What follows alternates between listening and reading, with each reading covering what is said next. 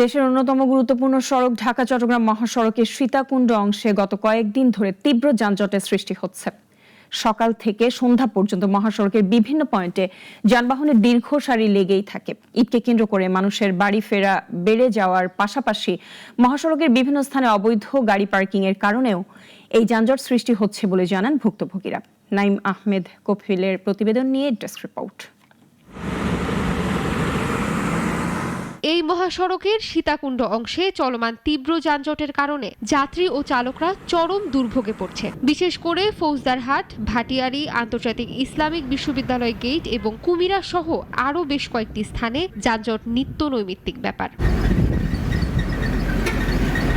এই অবস্থায় দূরপাল্লার বাস, ট্রাক, কাভার্ড ভ্যান ও পণ্যবাহী গাড়ির দীর্ঘ সারি মহাসড়কে আটকে থাকছে। এতে নানা ধরনের ভোগান্তিতে পড়ছেন যাত্রীরা। স্থানীয়দের মতে সীতাকুণ্ডে অবস্থিত বেশ কিছু ডিপো এবং মহাসড়কের পাশে থাকা অবৈধ গাড়ি পার্কিং এর কারণে এই যানজট প্রতিনিয়তই বৃদ্ধি পাচ্ছে। এছাড়া মহাসড়কের পাশের কিছু ফিলিং স্টেশনগুলোতে পণ্যবাহী ট্রাকের দীর্ঘ সারির কারণে যানজট আরও তীব্র আকার ধারণ করছে। ট্রাকগুলা রাস্তার সাইডে দাঁড়ায় থাকে।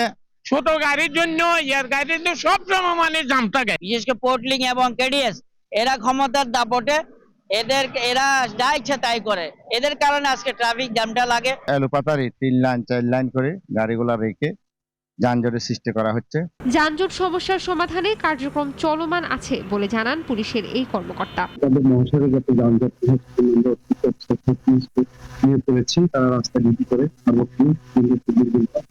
আমাদের টহল আছে, ট্রাফিক ডিউটি আছে, পেট্রোল আছে। আমি নিজে ঘটনা দেখছি আমাদের